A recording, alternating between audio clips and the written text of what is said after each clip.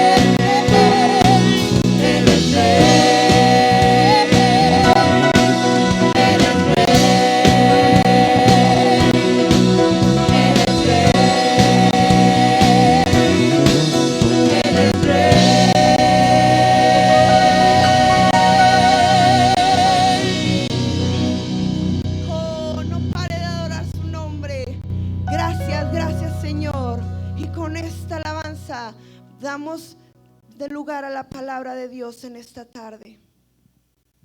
Señor les bendiga a todos en esta hora. Les voy a pedir que tomen su Biblia conmigo y la abran en el libro de Lucas, capítulo 15. Para mí es un privilegio poder compartirles la palabra de Dios.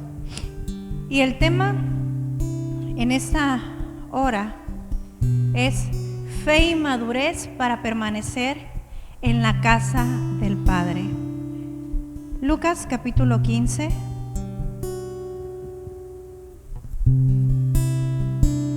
Usted en su casa, póngase cómodo. Usted que está aquí presente, póngase cómodo también, puede sentarse. Lucas capítulo 15, del verso 11 en adelante.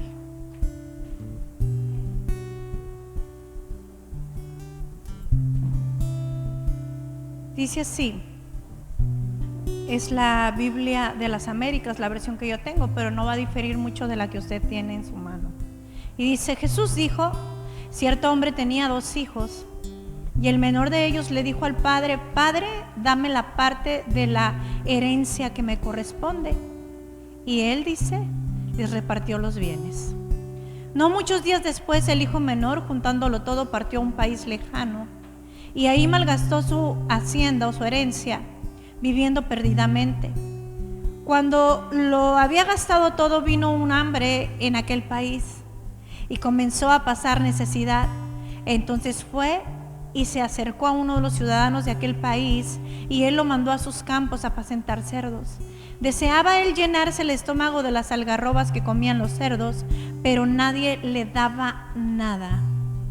Dice así: entonces, volviendo en sí, dijo: ¿cuántos de los trabajadores de mi padre tienen pan de sobra? Pero yo aquí perezco de hambre. Me levantaré e iré a la casa de mi padre y le diré: Padre, he pecado contra el cielo y ante ti.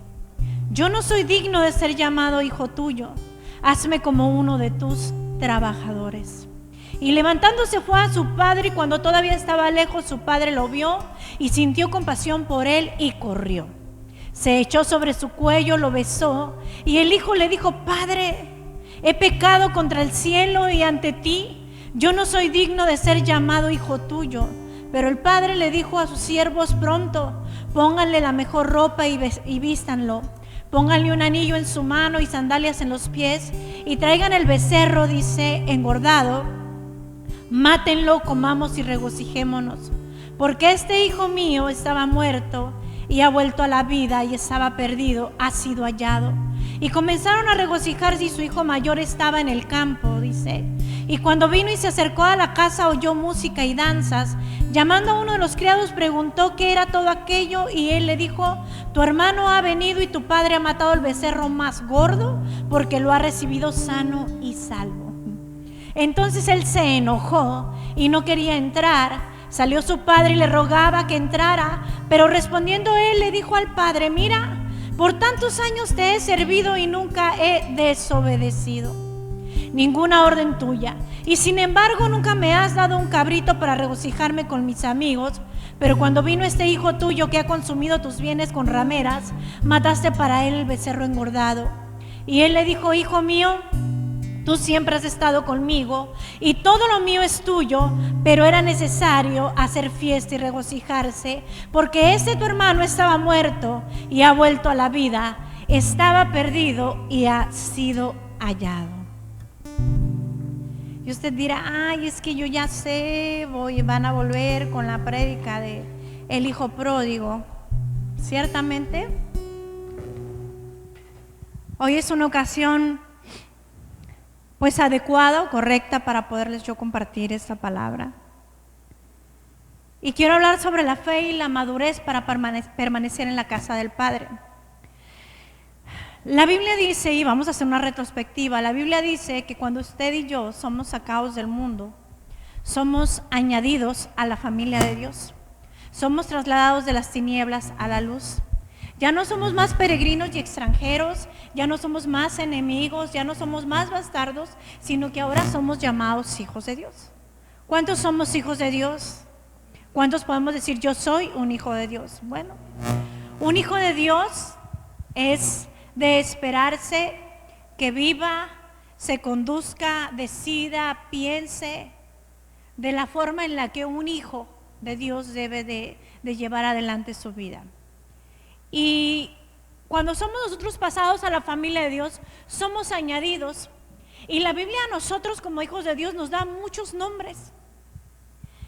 Si en su punto figurativos o comparativos, pero no quiere decir que no sean reales o literales en ciertos aspectos.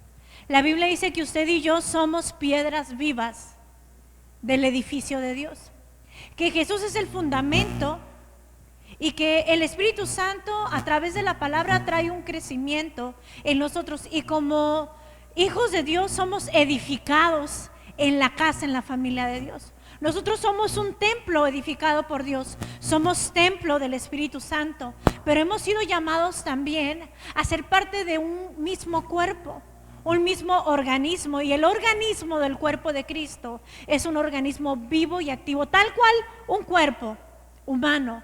Así es comparado el cuerpo de Cristo, la iglesia. Dice que somos partes unos de otros, y que si somos un organismo vivo, pues necesitamos dar vida, crecer, madurar, desarrollarnos. Y si hay por ahí alguna herida, pues bueno, empezar, ¿no? Nuestro organismo o nuestros anticuerpos pues están habilitados para poder hacer un buen trabajo en nosotros. Pero hay algo fundamental en esta hora que les quiero compartir. Cuando somos añadidos a la casa o a la familia de Dios, también la Biblia nos habla de que tenemos un lugar donde congregarnos y donde reunirnos. Hoy, a menos que de verdad tú seas una persona expuesta 100% al virus y no lo puedas librar y no lo puedas vencer o qué sé yo, a menos que de verdad tu sistema inmune esté comprometido, a menos que de verdad tengas que estar ya en una burbuja de aire, no hay justificación 100% aceptable para no poder estar en la casa de Dios siquiera un solo día. ¿Por qué? Porque hay cuidados, hay protocolos, hay medidas que se toman, y si uno toma esas medidas hacían desde en China y en Japón, nada te va a pasar. Y hablamos en el contexto humano, pero ahora hablemos en los términos espirituales, en los términos de Dios. ¿En dónde cree usted que Dios le va a guardar? ¿En dónde creen ustedes que Dios nos va a guardar en nuestro caminar? Se dice que si tú vas, ¿no?, en un carro, dice que en 80 pues ahí va el Espíritu de Dios a un lado tuyo, en 90 todavía, en 100 todavía, pero si rebasas los 120 del Espíritu de Dios se baja, ¿no? Y entonces hay límites y hay términos en donde Dios se puede mover y en donde Dios nos puede proteger. Pero si nosotros nos salimos de esos límites y de esos términos o parámetros que Dios marca, entonces la mano de Dios a veces se puede extender en misericordia, pero Él no está comprometido para salvaguardar nuestras vidas. ¿En dónde Dios te va a cuidar más a ti, amado hermano? ¿En el seno de tu casa con tu familia? ¿En la fiesta con tus conocidos? ¿En el viaje que tú puedas hacer recreativo o de trabajo? ¿O en la casa de Dios, adorándole y en tu respirar, dándole gloria a Él porque estás completo? ¿Podrás decir amén? Espero y que si está alguien en esta transmisión pueda decir amén. El salmista David dijo: Jehová es mi pastor. Y me puedo yo recetarle a usted o recordarle a usted el Salmo 23.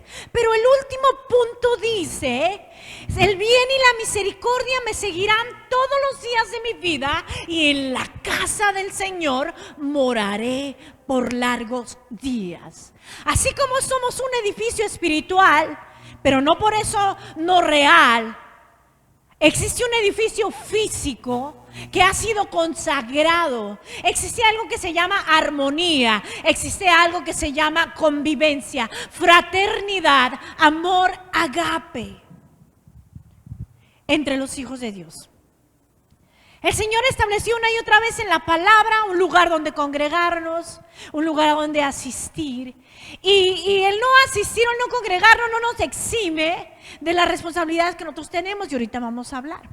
Y entonces ahí está la gente en ese momento de pandemia o de dificultad o de enfermedad o de pérdida. Y cualquiera usted le puede preguntar a aquellos que no asisten a la casa de Dios: ¿por qué no has ido? Es que el pastor no me ha visitado, es que no me ha hablado, es que no me ha ayudado. Es que el líder, es que la hermana, es que el hermano. Justificación hay mucha, pero no hay justificación porque somos parte del cuerpo de Cristo. Soy un organismo vivo y activo en la iglesia de Dios. Y entonces, ¿qué nos hace a nosotros no permanecer en la casa del Padre? Si no podemos permanecer en un recinto de 4 paredes, tampoco podemos permanecer en el cuerpo de Cristo. No hay quien diga no a la casa de Dios y aborrezca la casa de Dios y tome en poco el congregarse, que pueda decir que ama al cuerpo de Cristo, que ama a la iglesia. Porque si yo amo a alguien, yo quiero estar con esa persona. Si yo amo a alguien, tengo un compromiso y una responsabilidad con esa persona. Entonces, falta de tiempo, pérdida de interés, de fe, de motivación. Yo no sé cuál sea hoy el motivo por el cual las congregaciones no se llenan o las congregaciones no están de la forma en la que estaban antes de la pandemia. Y yo no me atrevo a decir que todas las congregaciones se llenaban a su máximo y todos los creyentes estaban activos. Claro que no.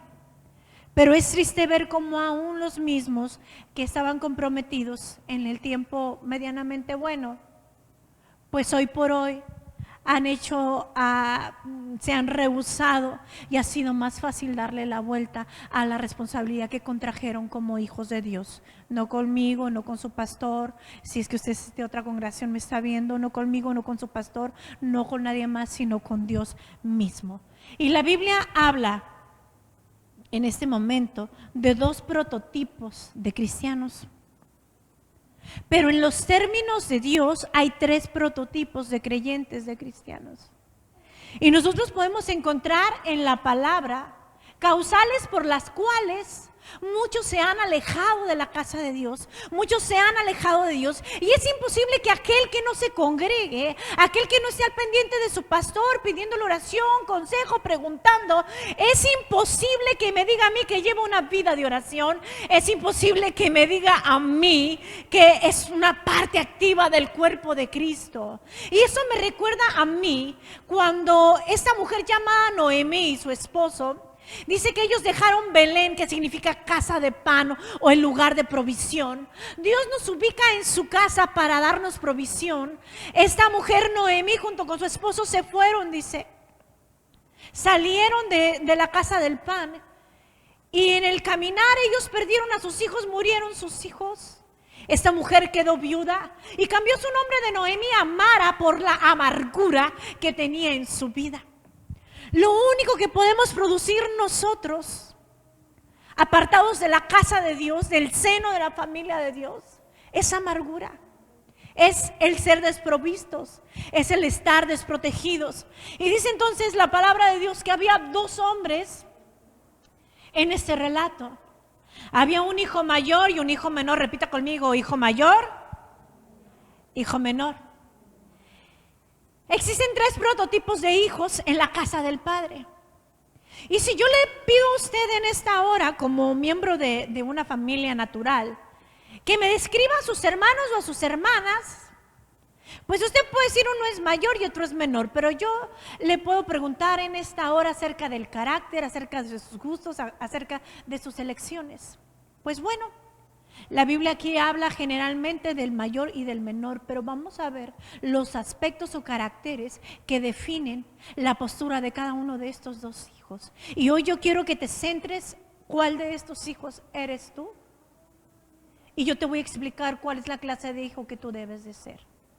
Porque es lo que Dios requiere y demanda de nosotros en este tiempo. ¿Por qué muchos han abandonado el evangelio? ¿Por qué muchos han abandonado la casa de Dios? ¿Por qué muchos han abandonado el cuerpo de Cristo? ¿Será que les faltó fe? ¿Será que yo fallé como pastora?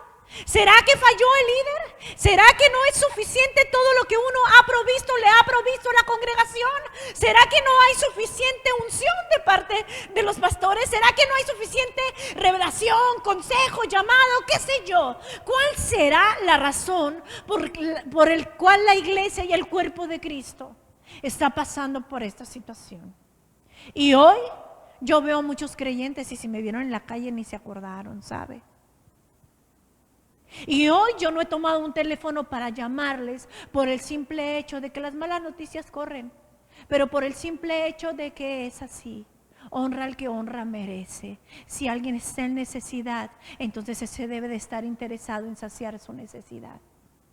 Si alguien está interesado en Dios y en su casa, ese debe de estar al pendiente, quizás lejos pero no ausente, lejos pero presente. Dice entonces que había dos prototipos, dos hijos en la casa del Padre. Y cuando Dios nos pone en su casa, cuando Dios nos tiene en su familia, tenemos grandes beneficios, tenemos grandes privilegios, pero adquirimos también una gama de responsabilidades.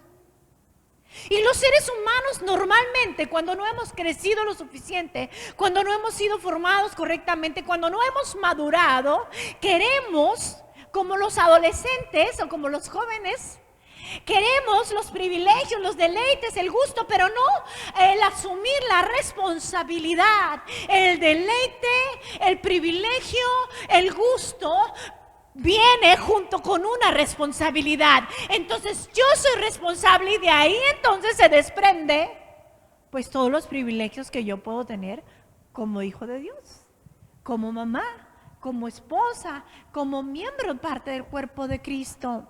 Y ahí vemos hoy en día a los jóvenes, a los adolescentes queriendo disfrutar de la vida, del dinero, los placeres, todo. Y lo hacen de una forma descontrolada, irresponsable, sin pensar, sin razonar, sin prever el día de mañana. Nosotros somos puestos en la casa de Dios y aún así nosotros absorbiendo todas las bendiciones y privilegios que Dios nos da, va implícito ya la gama de responsabilidades con las que tenemos que cumplir nosotros como hijos de Dios. ¿Cuáles son mis privilegios? Y vamos a hablar primero de los privilegios porque es lo que más nos gusta a nosotros como personas o seres humanos. Y lo primero es que estos dos hombres tenían en la casa del Padre. ¿Qué tenían en la casa del Padre? La Biblia dice, y acabamos de leer, que cuando el hijo regresa después de haberse ido a despilfarrar y hacer lo que le venía en gana, como dicen coloquialmente, dice que lo primero que hizo el padre fue que ¿qué? Corrió hacia él, lo besó y lo abrazó, lo aceptó. Nosotros tenemos la aceptación de Dios y al darle un beso en la cultura hebrea en aquel tiempo, el besar a alguien significaba que era alguien íntimo, alguien valioso, alguien precioso, era parte tuya.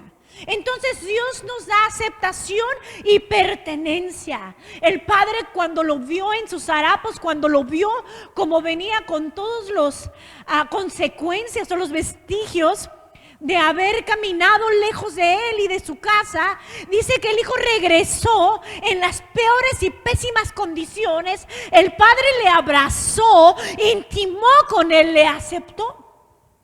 Y hacemos una retrospectiva cuando estábamos sin Dios y sin consuelo, cuando nadie te amó, cuando nadie te aceptó, cuando la muerte tocó tu puerta, cuando el temor te tenía dominado, cuando tus pasiones bajas, insanas, controlaban todo lo más bueno y puro de tu ser, de tu mente y de tu corazón, cuando nadie daba nada por ti ni por mí, el Padre nos miró en nuestra condición, extendió sus brazos y nos amó.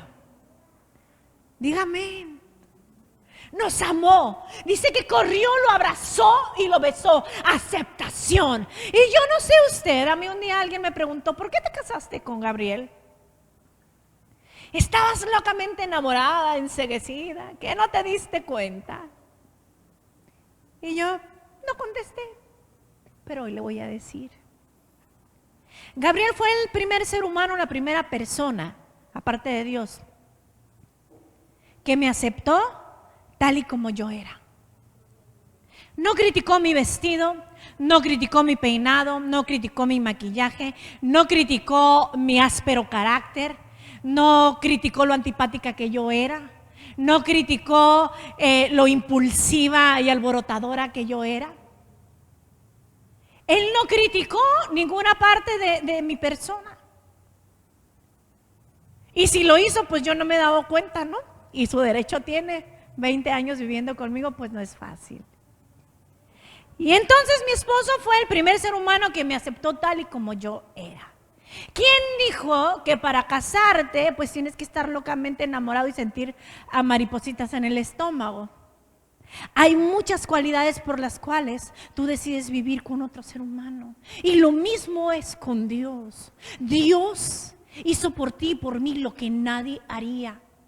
Lo que ningún otro ser humano haría por ti. Pagó el precio, te redimió, nos redimió y nos compró. Y eso es más que suficiente para poder decir, Abba Padre, para decir, Señor, yo soy tuyo, tú eres mi Dios. Y de lejos de ti nada gano y nada ni nadie me va a poder apartar de tu cuerpo. Nada ni nadie va a permitirme a mí, a prohibirme a mí que yo sea ajena a ti. Dice que le abraza y le besa. Y no solo eso, sino que dice que da la orden de que le cambien las vestiduras. Y esto nos habla a nosotros de ¿qué? De cobertura, de cuidado, de protección, de satisfacer las necesidades básicas, desde la pequeña hasta la más grande. Cuando somos introducidos en la casa, en la familia de Dios, dice que esa parte de nuestro ser ya no estamos desprotegidos, estamos cubiertos por Dios. Dice que no solo eso, sino que puso un anillo en su mano, y el anillo es símbolo de eternidad, de algo infinito. Es un círculo, ni principio ni final. El amor de Dios y el compromiso con Dios, contigo y conmigo, es eterno. El anillo es símbolo de pacto, de promesa, de compromiso. Aquel que lo recibe y lo pone están comprometidos el uno con el otro. Entonces llegamos al conocimiento de Dios. El Padre nos plantó en su cuerpo, en su casa, y hizo un compromiso contigo y conmigo.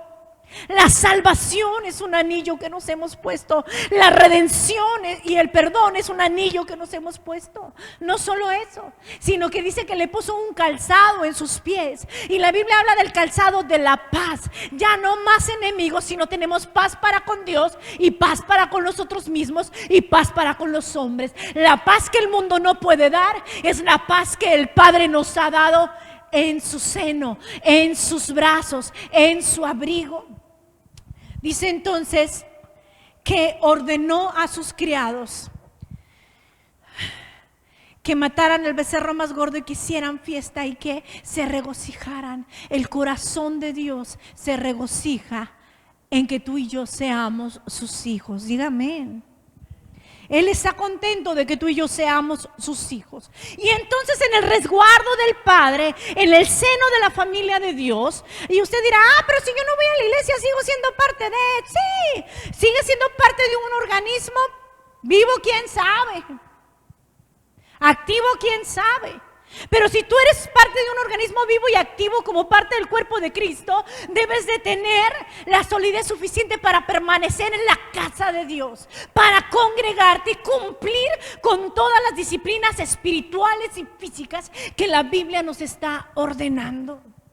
¿En dónde ha ordenado Dios levantar las manos y adorarle? En su santuario. ¿En dónde ha ordenado Dios que entremos con acción de gracias, con cantos de alabanza y gratitud? Dice que por sus atrios, por sus puertas. En donde están dos o tres reunidos en el nombre de Jesús, ahí Él está en medio de ellos. ¿En dónde está la habitación de Dios? Dice que Él habita en medio de las alabanzas de su pueblo. Dice entonces que esto es lo que tenemos nosotros en la casa de Dios. Pero estos dos hijos, el mayor y el menor, estos dos prototipos, habían omitido todos estos privilegios. Y ellos deseaban algo más. Uno deseaba lo que ya tenía y otro deseaba lo que no tenía. La inconformidad nos lleva ciertamente a tomar los dos lados opuestos. El ser radical en algunos aspectos es bueno, pero la mayor parte del tiempo los lados extremos son malos. Tiene que haber y tiene que existir un equilibrio en cada hijo e hija de Dios. Y hablamos entonces del menor. El hijo menor se presentó delante del padre. Le digo ya, la herencia a la que ellos tenían acceso la acabo de mencionar. Aceptación, compromiso, bendición, provisión, disfrute en la casa del Padre. Y eso nada ni nadie se los iba a quitar porque tenían derecho, eran herederos como hijos de Dios. Y entonces dice que uno de los herederos, el hijo menor, se plantó delante del padre y le dijo: ¿sabes qué, padre? Pues no te has muerto todavía y yo quiero que me des la parte que a mí me corresponde. Ese hijo fue osado y tuvo que haber hecho uso de la fe para atreverse a pedir algo que no era viable en ese momento, algo que era fuera de la costumbre, algo que era atípico. El que un hijo venga y pida la herencia antes de que el padre, en la cultura hebrea, antes de que el padre muriese, era un acto de insubordinación. Pero no solo eso, era un acto de rechazo. No solo eso, era un acto de ingratitud extrema. En otras palabras, el hijo menor vino y le dijo: Padre, ¿no te has muerto? Entonces, pues ya me cansé de esperarte. Y vemos eso, la ingratitud es lo que nos hace a nosotros no permanecer en el seno y en el cobijo del Padre. La ingratitud es lo que nos hace no ser activos en el cuerpo de Cristo y mucho menos congregarnos en la casa de Dios.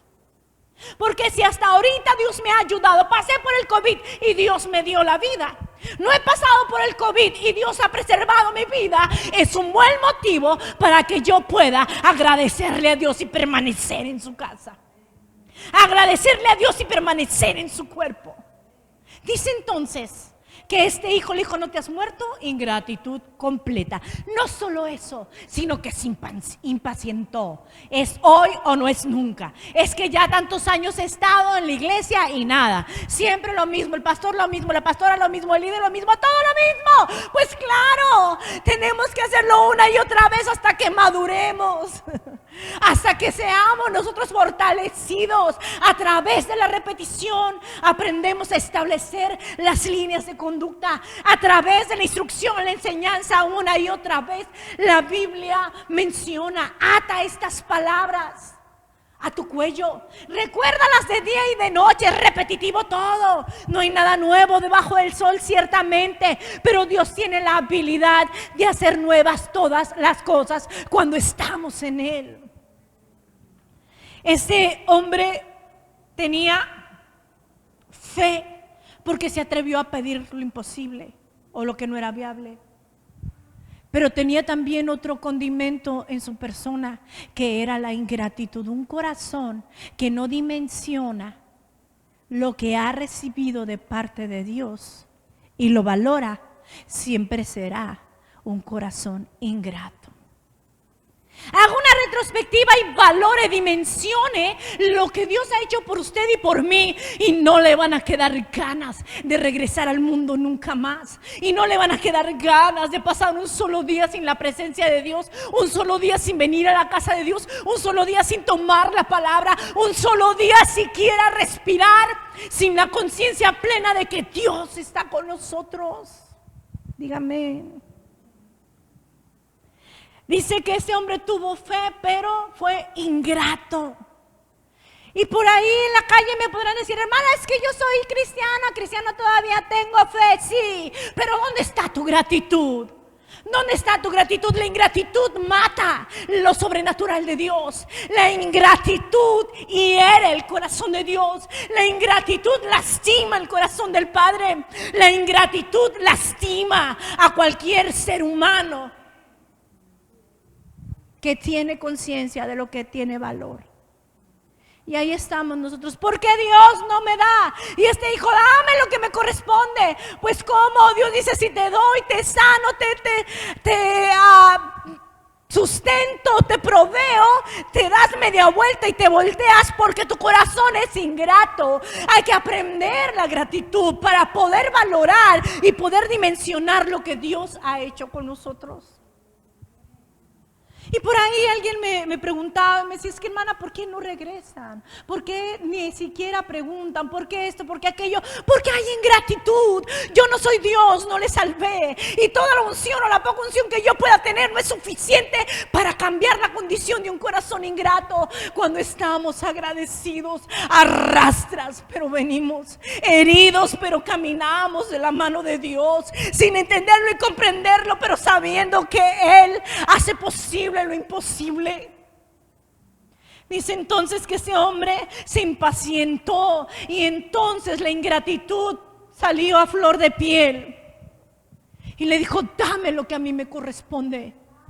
La ingratitud entonces trae por consecuencia el dejar el seno del Padre, el dejar de leer la palabra, el dejar de creer, el dejar de escuchar la voz de Dios, el dejar de amar a tu prójimo, el dejar de cumplir con todas tus responsabilidades como hijo de Dios. Y en consecuencia podrá pasar un día, 2 días, 3 días, 4 días, 1 año, 2 años, 3 años, y te podrá durar el beneficio de haber sido un hijo, una hija de Dios. Pero llegará el día que lo impensable en tu mente en lo que podías tú recaer, vas a recaer.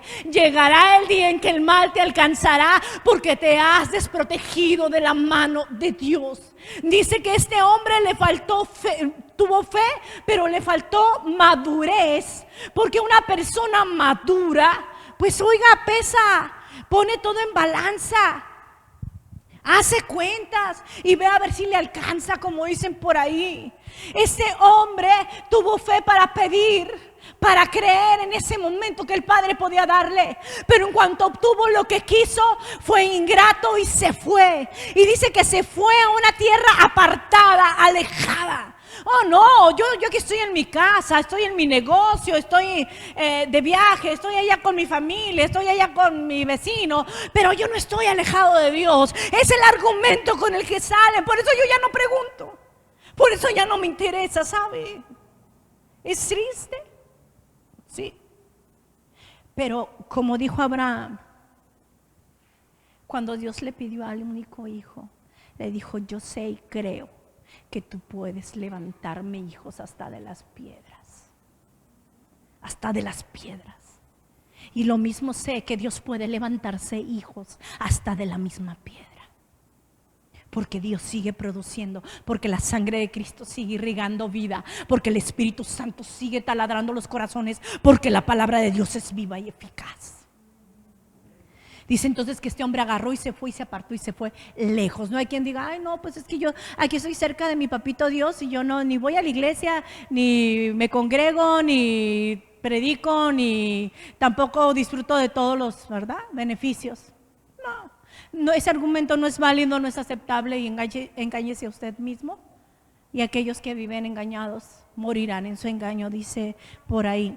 El caso es de que este hombre se fue, despilfarró todo lo que tenía, y te digo, te podrá durar por un momento lo que has obtenido y el tiempo que has caminado con Dios, te podrá durar, pero si la sangre no sigue irrigando ese tejido, si no sigues tú alimentándote, si no sigues tú llenándote de vida, llegará el día en que serás un organismo, un órgano muerto. Llegará el día en que te pudrirás, llegará el día en que tendrás que ser cercenado y apartado, porque lo único que hay en tu vida apartado de Dios es muerte, es podredumbre. Dice entonces que ese hombre se fue, malgastó todo, y llegó el momento en que él tuvo necesidad. Llegó el momento en que él deseó regresar. Si tú te has apartado y estás en este prototipo, no esperes desear la comida de los cerdos. No esperes a que una desgracia venga a tu vida o algo mayor toque a tu puerta. Porque si lo que hoy ha pasado y de lo que Dios te ha guardado y de donde Dios te rescató no es suficiente para decir: Señor, amo tu presencia, para decir: Señor, amo tu cuerpo, para decir: Señor, amo estar en tu casa. Si esto no es suficiente, entonces yo no sé qué será suficiente. Y este es un prototipo de hijo que hoy, en pleno siglo XXI, en la pandemia, lo estamos viendo. Pero existe el otro prototipo, y me voy rapidito para terminarles ya. Existe el otro prototipo, aquellos hijos que han permanecido en la casa, aquellos que de alguna forma están ahí siempre al pie del cañón. Y este hijo mayor, hablemos del hijo mayor, este tiene la característica de permanecer en la casa del Padre, pero no disfrutar su estancia en la casa del Padre. Este tipo de creyente es un creyente que ha llenado su corazón de legalismo, y el legalismo imparte la ley de forma literal sin importar todo lo demás. Así es, y todos están equivocados menos él. Él siempre tiene la razón, y así debe de ser. Permanecen en la casa de Dios, en el cuerpo de Cristo, con un espíritu mordaz, criticador, y están ahí y están viendo la tormenta y ven la situación de los pastores, ven la situación del liderazgo, ven la situación de la casa, y siguen mordiendo, y siguen criticando, y siguen sugiriendo, y siguen exigiendo. Este hombre mayor, o el hermano mayor, estaba en la casa de su padre, en el seno del Padre, por costumbre, criticando.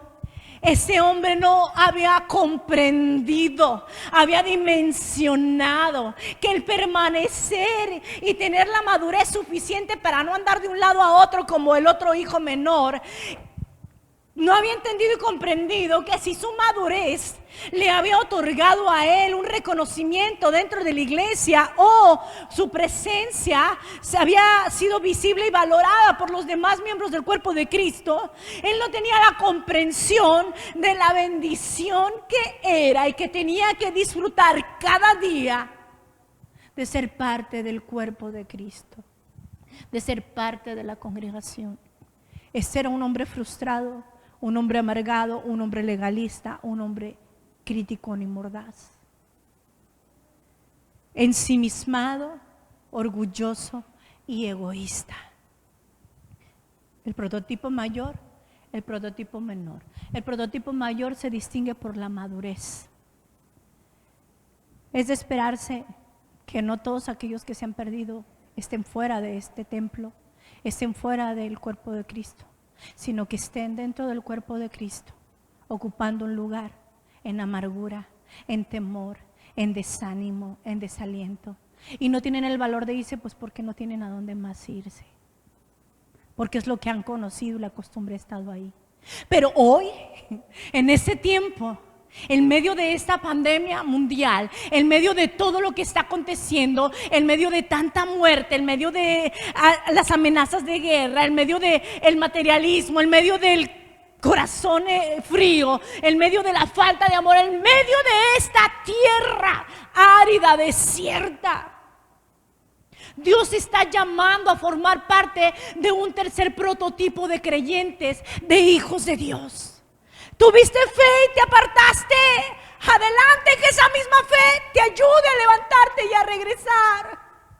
Tuviste madurez y permaneciste.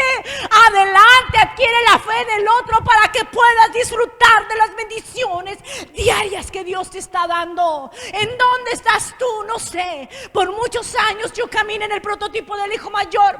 Después no me satisfizo y caminé en el prototipo del hijo menor. Pero después encontré que hay un balance y un equilibrio cuando yo me centro en el Padre. Si usted se centra, amado hermano, en la perfección del pastor, de la pastora, usted no va a permanecer en ningún lado. Si usted se centra en la perfección de su líder, de la persona que está a un lado suyo, usted no va a permanecer en el camino de Dios. Pero si se centra en el Padre, se centra en aquel que ha dado a su único hijo por usted, aquel que le otorga a usted un pacto, un compromiso, entonces usted está en una tierra buena. Entonces el tercer prototipo que el Padre espera que tú y yo seamos es este. Es aquel que tiene una comprensión plena de quién es su Padre y lo que respecta o conlleva el ser un hijo del Padre. Lo primero, yo tengo que dimensionar quién es Dios para mí, quién soy yo para Dios. Lo segundo es tener la fe suficiente para pedir. Tener la fe suficiente para creer contra esperanza. Tener la fe suficiente para obedecer la palabra de Dios sin siquiera ver un metro más adelante de mí. Tener la fe suficiente para yo someterme a la autoridad de Dios, pero también a mi autoridad inmediata física, al pastorado, al órgano de gobernación dentro de la iglesia, el liderazgo. Necesito tener la fe suficiente para poder yo cumplir con todas y cada una de las responsabilidades que demanda la palabra de Dios de mí como su hijo, como su hija. Dice entonces que este prototipo tiene que tener la fe suficiente como para atreverse a creer. Aunque no hay pan en la casa del Padre, permaneceré ahí por cuanto el Padre me ha amado y me ha aceptado. Si en un dado caso hay enfermedad en la casa del Padre, ahí me quedaré, porque qué mejor lugar en donde terminar mis días que en los brazos amorosos de mi Padre. Tener la fe suficiente para apropiarme y hacer eficaz todo lo que tengo en su casa, que es que compromiso. Si yo tengo un compromiso, ahora es fe y madurez. Si yo tengo la madurez del mayor, entonces yo voy a ser una persona que está consciente del compromiso que ha adquirido con su Padre, que ha adquirido con Dios. Y si yo no puedo cumplir mi compromiso con una persona física, mucho menos puedo cumplir un compromiso con Dios, que no lo veo literalmente. Pero si yo puedo cumplir mi compromiso y abrazar ese compromiso, ese pacto con Dios, de honrarlo, de amarlo, de cumplir lo que está escrito en su palabra, de congregarme, de predicar, de orar, de ser parte de lo que Él ha pedido que yo sea, entonces fácilmente yo voy a poder someterme y comprometerme con un organismo físico. Tener fe y tener madurez para poder permanecer en la casa del Padre. La fe me lleva a desafiar lo imposible, ver lo posible en las manos de Dios, y la madurez me lleva a mí a tener un amplio criterio y conocimiento de quién es Dios, cuál es el compromiso que yo tengo. Y la madurez me hace a mí estar consciente que aunque no lo tenga en este momento, Él ha cambiado mi ropa, Él me ha provisto, Él me ha suplido, Él me ha guardado. Aquí estoy yo porque estoy cubierto de parte de Dios. No solo eso, sino que en medio de esta circunstancia y adversidad, la fe que yo debo de tener es suficiente para mantener mis pies en paz, para mantener mi corazón en paz, para mantener mis emociones en paz, para mantener mi mente en paz.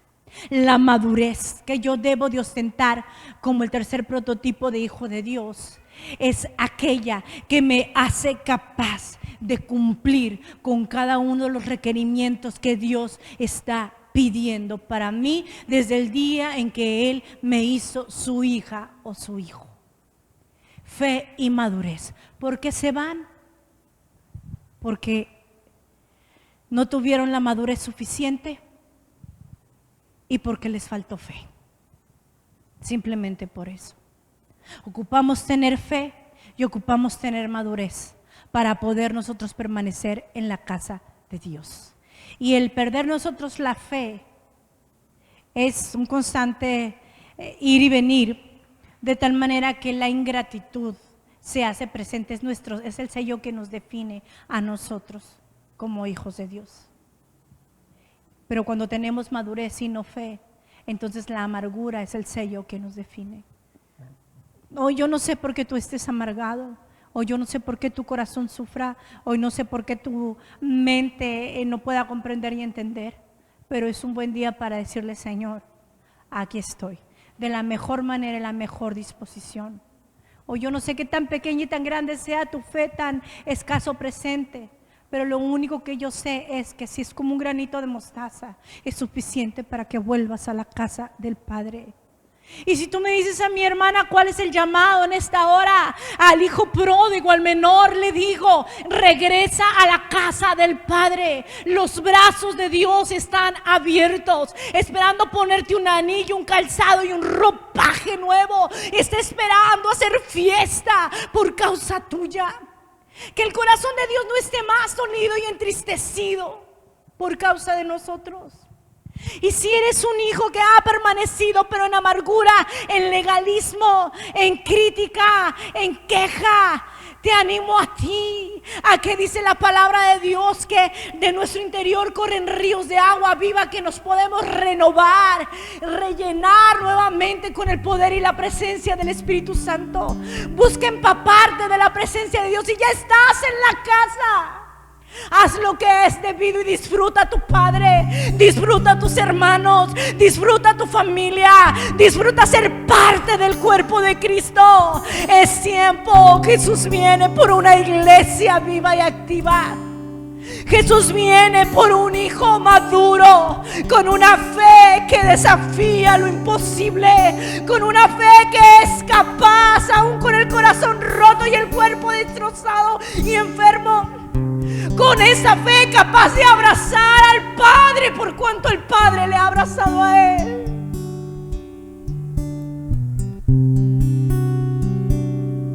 Señor, en esta hora te doy gracias porque eres nuestro Padre. Padre nuestro. Podemos con Padre nuestro, ¿sabes? Padre nuestro que estás en el cielo, pero también estás en nuestra vida y en nuestro corazón. Somos parte de tu casa, de tu templo. Tú haces morada y habitación en nosotros.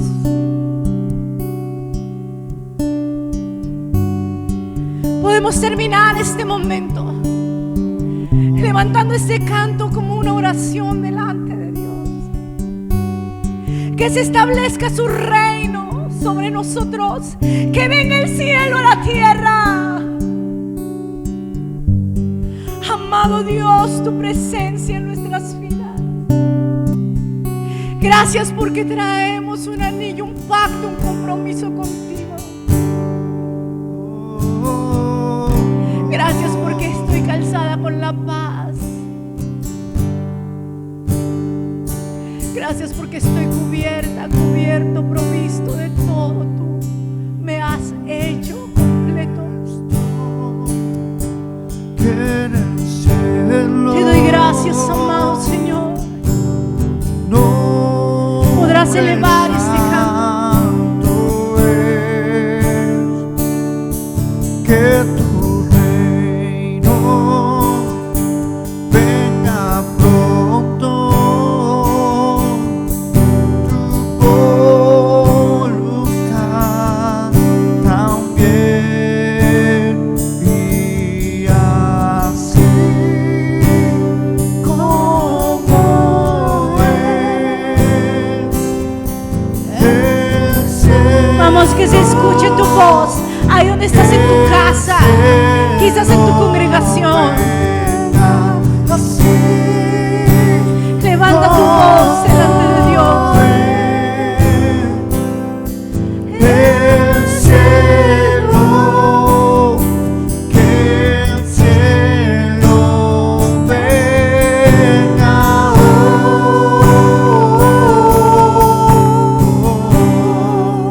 que venga hoy,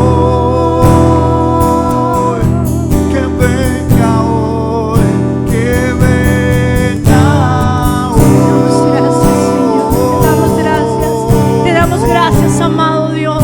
que venga hoy, Te damos gracias, amado Jesús. que venga hoy,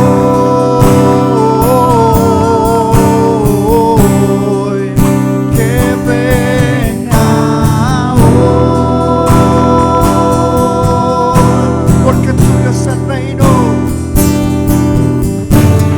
tuyo es el reino, tuyo el poder, tuya es la gloria por siempre, amén.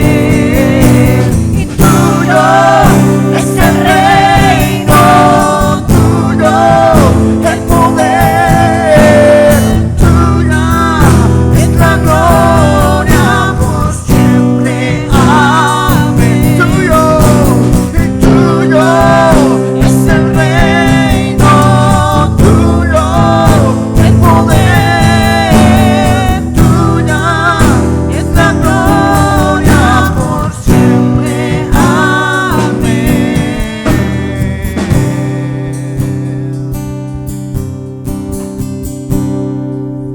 Damos gracias a Dios por esta palabra que ha hablado a nuestro corazón. Bendecimos la vida de nuestro pastor, su familia. Toma un tiempo para bendecir la vida de nuestro pastor y dígale: Señor, yo bendecimos la vida de nuestro pastor. Que esta palabra sea en nuestro corazón, en todo lo que nosotros tenemos. Te damos gracias, Jesús, en el nombre de Jesucristo. Así vamos a tomar este tiempo para orar por las ofrendas, por los diezmos. Acompáñame a hacer esta oración. Dios, te damos gracias porque tú nos has bendecido en gran manera, y hoy queremos honrar con nuestras ofrendas, con nuestros diezmos, Dios, lo que tú nos has dado. Regresamos, Señor, lo mucho, lo que tú nos has dado. Declaramos, Señor, tu bendición, tu provisión, Espíritu de Dios, que sea en medio de todo lo que hoy hacemos, en nuestros negocios, en nuestros salarios. Bendecimos nuestros trabajos, Dios. Y si hay algún hermano que esté pasando por necesidad económica, Dios, ayúdale. Que tu bendición sea en su hogar, que tu bendición sea en su familia, Dios, y que pueda ver tu mano poderosa moverse en medio de las adversidades, Dios. Lo declaramos en el nombre de Jesús. Amén y amén.